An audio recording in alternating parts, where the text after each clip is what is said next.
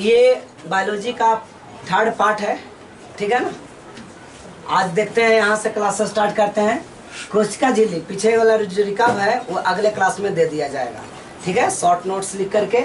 और इसमें जो कुछ भी छूटेगा उसको बाद में समझा दिया जाएगा। खैर अब यहाँ से देखिए 9th क्लास का ये चैप्टर है, फर्स्ट चैप्टर। इसमें देखिए अब कोशिका झिल्ली तक पिछले क्लास में हम लोगों ने अध्ययन कर लिया था कि कोशिका झिल्ली क्या होती है, ठीक है ना। तो बताए थे पिछले क्लास में कि कोशिका झिल्ली एक प्रकार का झिल्ली है, यानी चछन्नी जैसा है, जो सब चीज़ों को आर पार होने नहीं देगा। सेलेक्टिव, अपना अपना काम के अनुसार बस उसको सेलेक्ट करके ही झिल्ली को आर पार होने दिया जाएगा। अब कोशिका झिल्ली को अध्ययन के लिए इसको क्या देखेंगे, तो इलेक्ट्रॉन सूक्ष्मदर्शी की देखा जाता है तो इसमें दोहरी झिल्ली दिखाई देगी और एक बीच में भी दिखाई देगा। तो दोनों तरफ एक झिल्ली है, एक झिल्ली है और बीच में भी ऐसे। तो इस प्रकार मान के चलिए तो टोटल मिला करके 3 झिल्ली, तो जिसमें बीच में छिद्र मौजूद होते हैं। झिल्लियों के बीच में क्या होते हैं, छिद्र मौजूद। जैसे चछन्नी में छेद रहता है कि नहीं, चलनी में छेद रहता है कि नहीं, है ना। क्यों, वही सिलेक्टिव प्रीएम्बल्स मेम्ब्रेन्स है ना। आठवां में चौकारवा छान लेता है और आठवां वाला खाली नीचे जा देता है, होता है कि नहीं। सब सिलेक्टिव है, मतलब पूरे के पूरे पढ़ाई आप घर में ही कर रहे हैं। इसके लिए पलकोट अलकोट की कोई जरूरत नहीं, खाली बस माइक्रो लेवल तक समझिए कि वो चीज है क्या। चयनात्मक प्रागम में झिल्ली का मतलब हुआ क्या। कोशिका झिल्ली में 2 परत प्रोटीन की बनी होती है। अभी मैंने बताया 3 परत होती है, एक परत इस तरफ, एक परत इस तरफ, अब बीचों में भी तो होता है। तो 3 गो परत होती है, जिसमें 2 परत प्रोटीन की बनी होती है, यानी कि औठी पौठी वाला, यानी कि first terminal and last terminal. हाँ, बहुत दर्द दे रहा है क्या, आगे फर्स्ट टर्मिनल और लास्ट टर्मिनल में, फर्स्ट टर्मिनल देखिए अब कंसंट्रेशन मेरा भाग रहता है। फर्स्ट टर्मिनल और लास्ट टर्मिनल में ये किसका बना होगा, प्रोटीन का बना होगा, और इसके बीच में एक परत लिपिड का बना होगा, लिपिड एसिड का बना होगा, लिपिड एसिड। तो एक प्रोटीन का बना, दूसरा लिपिड का बना। अब पूछता है बहुत बार एग्जाम में कि कौन सी प्रीएम्बल्स यानी कोशिका झिल्ली कहाँ पाई जाती है। तो कोशिका झिल्ली का पार्ट 2 गो परत होता है, वो प्रोटीन का बना होता है, आगे पीछे वाला, अब बीच वाला लिपिड का बना होता है, बीच वाला लिपिड का। देखिए इस प्रकार से प्लाज्मा मेम्ब्रेन, देखो ये नीचे वाला पूरा है, ये ऊपरी वाला पूरा है ना। और बीचों में देखो कैसे है, बीच में देख रहे हैं ना, ऐसे नजर आवेगा, नहीं तो फिर एगो झका जाता ना। तो इस वजह से यहाँ पे आपको समझने के लिए छोड़ दिया गया है ये बीच वाला। तो बीच वाला देखो लिपिड का बना हुआ है, ये बीच वाला किसका बना हुआ है, लिपिड का। और ये वाला और ये वाला दोनों प्रोटीन का बना हुआ है। ये सब दोनों किस चीज का बना हुआ है, प्रोटीन का बना हुआ है। अब और भी इसमें चेन मौजूद रहते हैं, कार्बोहाइड्रेट चेन रहता है, अल्फा हेलिक्स प्रोटीन्स रहते हैं। ये सब 12th में देखना है, ठीक है ना। हम लोग बस शॉर्ट में यहाँ पे देख रहे हैं कि इसमें 3 परतें होती है, 2 परत, ऊपर वाला और नीचे वाला को प्रोटीन का बना होता है, अब बीच वाला जो होता है वो लिपिड का बना होता है, लिपिड उसमें भरा हुआ रहता है, ठीक है। इसी को समझने के लिए और ध्यान से आप देख सकते हैं, ये नीचे वाला परत हो गया जो किसका बना हुआ है, प्रोटीन का, और ऊपर वाला परत किसका बना हुआ है, प्रोटीन का, और बीच वाला लिपिड। तो इस प्रकार से अभी क्रिस्टल वगैरह भी बना हुआ रहता है ना। इसको समझने के लिए और भी देखिए, इस प्रकार से दिखा दिए कि ये निचली परत यहाँ पे हो गया, ये हो गया ऊपरी परत हो गया। ये सेमी प्रीएम्बल मेम्ब्रेन का फिगर दिखा रहे थे कि देखिए यहाँ पे जो अणु था, देखो जैसे यहाँ एक एक्स्ट्रा है कि ऐसा का इधर गया है को नहीं ना गया, यानी इसको सिलेक्ट नहीं किया, खाली इधर खाली गया, देख रहे हो ना, सिर्फ इधर गया, इधर से जाने वाला नहीं हो सकता, खाली आने वाला हो सकता है। क्लियर है, समझने के लिए भी बताई दी। अब कोशिका झिल्ली के क्या क्या कार्य हैं उसकी वर्णन करें। देखिए एग्जाम 11th के एग्जाम के लिए ये क्लास 9th नाम का है, आप पूरा का पूरा इसकी तैयारी 11th के तहत भी कर सकते हैं। इससे ज़्यादा भी 11th में कहीं पढ़ाया नहीं जाता, ठीक है ना। ये नहीं कि इतना भी ज़्यादा शॉर्ट नहीं है, लेकिन इससे ज़्यादा और भी जगह पर पढ़ाया नहीं जाता। कोशिका झिल्ली के कार्य का वर्णन करें तो कोशिका झिल्ली का निर्माण, कोशिका झिल्ली के निम्नलिखित कार्य हैं। कोशिका झिल्ली के निम्नलिखित कार्य हैं। कोशिका झिल्ली के निम्नलिखित कार्य हैं, ये सब बार बार क्या याद करवाना करें। यह एक सीमित झिल्ली का कार्य करती है ना, सिलेक्टिव है। यह क्या है, सिलेक्टिव है, जितना की जरूरत है जिसको उतना ही झिल्ली, है ना, ज्यादा को मतलब नहीं। यह कोशिका का एक निश्चित आकार बनाती है, तभी ना उसका के ठूसले रहता है उतने में, वो झिल्लिया के बाहर नहीं है। माइटोकॉन्ड्रिया उधर कहाँ जा रहा है, इधर आ, उधर जगह है ना, उधर गोल्जी बॉडी रहेगा, उधर निकाला जा रहेगा, ए गोल्जी बॉडी इधर सेंट्रोसोम रहेगा। सबको एक जगह मिला करके रखने का काम झिल्ली करती है। इस प्रकार हम कह सकते हैं कोशिका झिल्ली उसका आकार प्रदान करती है। समझ में? हमारा पेट जो है हमारा शरीर का आकार पर, इधर मान लो कि पेट में फूल रहता है कभी कभी, है ना, तो तना जाता है, ए गुजर रहे ग्रह में, उधर कहाँ जा रहा है उधर। तो ये क्या है ना, हमारे शरीर का स्ट्रक्चर ये पेट के द्वारा दिया जा रहा है। तो यह कोशिका एक निश्चित आकार बनाने में सहायता करती है। क्या आकार बनाने में? कोशिका को यांत्रिक सहारा अब प्रदान होता है। यांत्रिक सहारा मतलब सपोर्ट प्रदान होता है। जैसे सब ठुसाइल है तो कहने जाइत रहता, कोई नीचे आइत रहता, है ना, और कुछ नहीं रहता तो कोई उधर भाग जाता, कोई उधर भाग जाता। तो ये यांत्रिक यानी सबके खड़ा रहने में मदद करता है। जैसे सपोर्ट को समझिए, सबसे पहले लत्ती होती है ना, क्रीपर्स, लमन लता क्रीपर्स यानी कि लरी, है ना, लार। जैसे लार किसका होता है? भिंडी का होता है। किसका होता है? भिंडी का बोल रही है ना। झींगी का, परवल का, परोर का, ये सब करेला का, तो ये सब का जो लत्ती है उसको किसके सहारे टिकाया जाता है?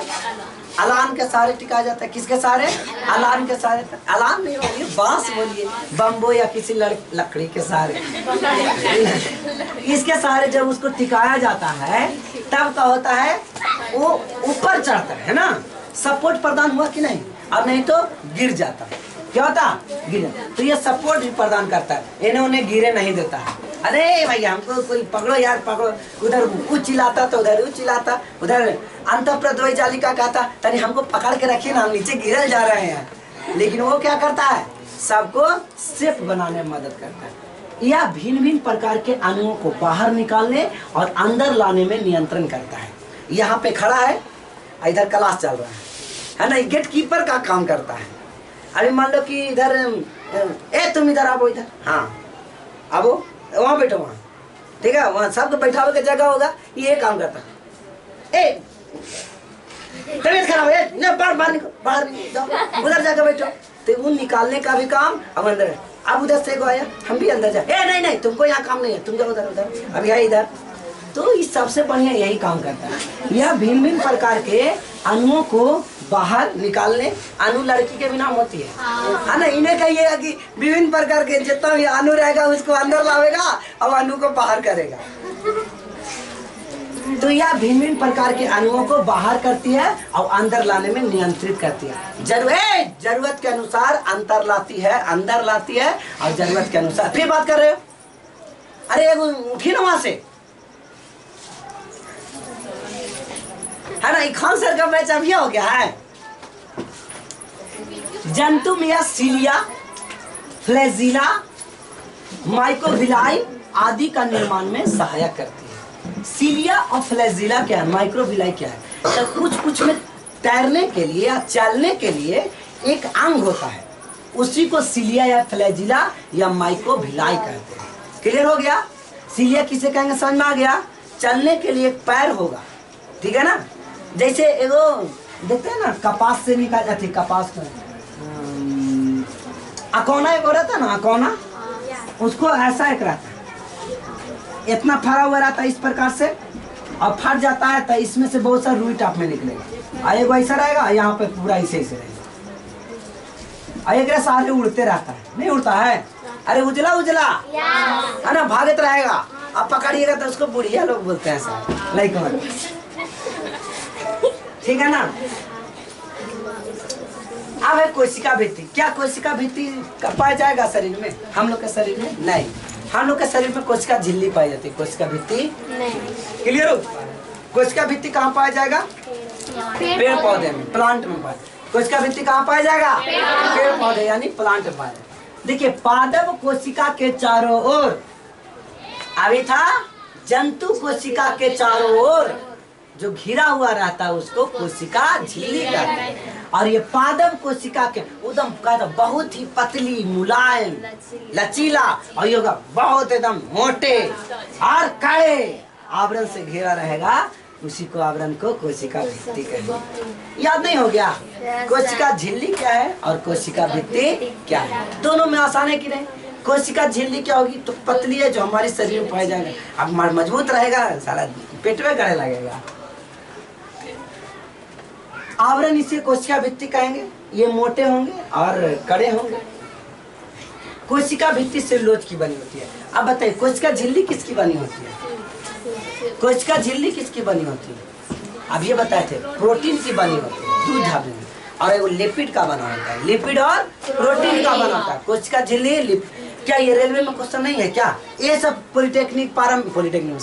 पारामेडिकल में या डेंटल में या बायोलॉजी का आप जो भी एग्जाम दीजिए, इसके अलावा रेलवे, एसएससी वगैरह में जितना भी सब क्वेश्चन आता है सब यही ना पूछेगा। एनडीए तो कुछ भी दो, मतलब तैयारी करने का ये तरीका है। खाली 9वां 10वां पढ़ लीजिए और दुनिया के एग्जाम दे लीजिए, IIT और मेडिकल छोड़ के, है ना? IAS वाला नहीं, IIT मेडिकल और IAS का एग्जाम के लिए भी खाली साइंस छोड़ दीजिए, बाकी आर्ट्स उसमें रख सकते हैं, ठीक है ना? और साइंस इतना ज़्यादा 11-12 से ज़्यादा IAS के एग्जाम में भी नहीं पूछता है, BPSC का एग्जाम में। मतलब पढ़ाई का दुए को लेवल है, एगो 9वां और 10वां, लेकिन 9वां 10वां समझने के लिए 6ठा 7वां 8वां समझ में आना चाहिए, और नहीं तो 9 भी नहीं समझ में आएगा। और समझाने के लिए तो हम 12th भी समझा दिए थे, है ना, 6 के बच्चे को भी। तो ये अलग बात हो गई, लेकिन आप इतना आसान उसको मत। कोशिका भित्ति किसकी बनी होती है? सेलुलोज। कोशिका झिल्ली किसकी बनी होती है? प्रोटीन और लिपिड। प्रोटीन और अब प्रोटीन ऑप्शन में नहीं है तो लिपिड है तो लिपिड सही होगा, और लिपिड नहीं है तो प्रोटीन है तो प्रोटीन सही। ऑप्शन में 2 चीज जरूर रहेगा, प्रोटीन और सेलुलोज। तो आंसर क्या हो जाएगा? प्रोटीन। और कोशिका भित्ति रहता तो सेलुलोज का बना होता, कागज उगज के लुगदी सेलुलोज का बना होता। कोशिका भित्ति परागम होती है, परागम माने, है ना? अब वो जाओ उससे कोई मतलब नहीं है, या खुला है गया के रूम जैसा, जब मन है तब घुसिए, जब मन है तब निकल जाइए, है ना? समझ में आ रहा है ना? सेलुलोज एक प्रकार का जटिल पदार्थ है। अब बताइए सेलुलोज क्या है? तो जटिल पदार्थ जो कोशिकाओं के संरचनात्मक दृढ़ता प्रदान करते हैं, मजबूत रखता है। इसी कारण कोशिका भित्ति कड़ी और निर्जीव होती है। ये क्वेश्चन है कुछ। अभी देखिए कोशिका झिल्ली जीवित थी, कोशिका झिल्ली कैसी थी? जीवित। और ये मृत रहती है। इसलिए एक बार क्या हुआ था ना, जब हम वहाँ रह रहे थे, अब समझिए वहाँ रह रहे थे तो बेकार हो जाएगा, सबको जानना है कहाँ रहते, समझिएगा। एक जगह पे एक आदमी ना मुनगा के पेड़ काट रहा था, ठीक है, और ऊपर में वायर जो गांव की लाइन जाती है ना, वही वायर जाएगी। अब उसको लाइन नहीं मार रहा है, टकरा हुआ था फिर भी लाइन नहीं मार रहा था। लेकिन जब थोड़ी देर क्या हो गई, वो काट लिया, ठीक है ना, तो काटेगा तो रगड़ाएगा ना, तो जब रगड़ हो गया अब उसको लाइन मारने लगा। अब वो क्या कारण रहा कि लाइन मारने लगा? कहा जाता है कि पादप की पहली कोशिका मरी हुई होती है। समझ में आया? क्या रहती है? मरी हुई रहती है, निर्जीव रहता है, और उसके बाद फिर सजीव है, लाइन मारने लगेगा। क्लियर है? तो ऐसे हुआ तो खिसटा गया। देखते हैं ना, शुरू वाला तनी से उखाड़िएगा न कोचिएगा तो अंदर से अथी निकलेगा ओकरा में से, है ना? लेकिन सूर्य से निकलते रहता है नहीं। तो सूर्य वाला निर्जीव होता है। याद रखिएगा कि पादप कोशिकाओं में जो पहला सेल होता है, उसका कवर होता है, वो निर्जीव होता है। और हम लोग में निर्जीव है क्या? ये हो सजीव है। हम लोग में सजीव है कि नहीं? मतलब बहुत बढ़िया से आप सारी चीजों को समझ सकते हैं, मतलब कंफ्यूजिया नहीं सकते। सबसे ज्यादा कंफ्यूजन्स होते हैं आपको हर जगह पे एक ही टाइप में मिलेगा। तो जैसे यहाँ आपको एक ही टाइप में क्या क्या मिला, जीव और निर्जीव वाली बात। किसकी कोशिका भित्ति निर्जीव होती है?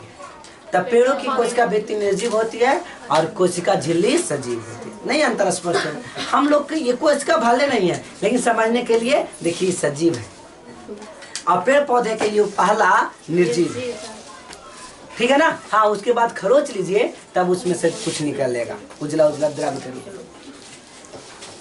में। कोशिका भित्ति कड़ी और निर्जीव होती है। आगे कोशिका भित्ति में स्थूलन मौजूद होते हैं। स्थूलन माने मोटाई, स्थूलन मतलब मोटाई मौजूद होते हैं, ठीक है ना? कोशिका भित्ति अर्ध परागम में नहीं होता है, कई बार होता है तब परागम होता है। अर्ध परागम में मतलब आर पार सब ऐसे नहीं, आज जरूरत के अनुसार आर पार होना अर्ध परागम में हो गया। और परागम मतलब तुमको जिसको सरकारी स्कूल हो गया परागम में, ठीक है ना? सरकारी स्कूल कैसा? परागम में, जब मन है तब घुसिए, जब मन है तब निकलिए, ठीक है ना? हो गया। अब प्राइवेट स्कूल है प्रागम, उल्टा बोला गया क्या? सरकारी स्कूल हो गया प्रागम और प्राइवेट स्कूल है आध प्रागम। क्लियर ना? हाँ, याद रखिएगा, ये सब तो पाने का तरीका है। तो कोशिका भित्ति आध प्रागम यानी सेमी प्रियम्बल्स नहीं होती है, इसमें स्थूलन मौजूद होते हैं। उसमें स्थूलन नहीं था, मोटा नहीं था, और ये मोटा है। स्थूलन माने मोटा है ना, यह टेढ़ लिख रहा है, अरे मोटे लिख देता, दिक्कत नहीं होता लोगों को। चलो एक लिए डिक्शनरी गूगल करना हमको पड़ गया। कोशिका भित्ति आठ प्रांग मतलब इसमें जेकरा माने से आइए और जिसको मन है वो जाइए, ठीक है ना। कोई सिलेक्टिव की जरूरत क्या है? आप पूछेगा कोशिका भित्ति में सिलेक्टिव प्रियम्बल्स मेम्ब्रेन होते हैं क्या? तो सिलेक्टिव प्रियम्बल मेम्ब्रेन नहीं है, सिलेक्ट करके ले जाने की जरूरत इसका नहीं है। इस प्रकार से ये सेल वॉल है और इसका इंटरनल स्ट्रक्चर है सेल वॉल, ठीक है ना। इसमें लैमिना होते हैं, ठीक है ना। ये मिडिल लैमिना हो गया, ये प्राइमरी सेल हो गया, ये प्लाज्मा सेल या प्लाज्मा मेम्ब्रेन हो गया, ठीक है ना। ये ग्लूकोज इसी प्रकार से है, और हेमी सेलुलोज, और ये पिक्टिन, प्रोटीन है पिक्टिन, ये पिक्टिन उजला पीला पीला है वो पिक्टिन है। 11th में ये वाला थोड़ा डिटेल्स करना है। कोशिका भित्ति के काज, अब देखिए हम लोग देखे थे कोशिका झिल्ली के काज देखे थे, कोशिका झिल्ली के काज देखे थे अभी कुछ देर पहले। और आप देखेंगे कोशिका भित्ति का क्या क्या काज है। भित्ति माने दीवार है ना, बाबा ये सब दादा क्या कहेंगे, भित्तिया पराकले लेके आ जाओ, नहीं बोलते हैं, भित्ति बोलते हैं कि नहीं। जैसे धीरखा, भित्ति, भित्ति, दिरैची, दिरैची केकरा, किसको दिरैची कहा जाता है? खिड़की को दिरैची, और भित्ति किसको? दीवार को भित्ति, और अभी क्या बोलते हैं? धीरखा, रेक को धीरखा, ठीक है ना। तो उसी प्रकार से तब भित्ति समझ में आ गया सबको। अरे भित्ति हम लोग का स्ट्रक्चर प्रदान करता है, नहीं तो हम लोग भी अगर भित्ति न रहे और 10 लोग ठूसले रहे तो सब जन्नत तेने हो जाएगा, ठीक है ना। सब एक ही है, कोई नया चीज नहीं। कोशिका भित्ति के कार्य निम्नलिखित है, ये बार बार क्यों कहा जा रहा है? यह कोशिका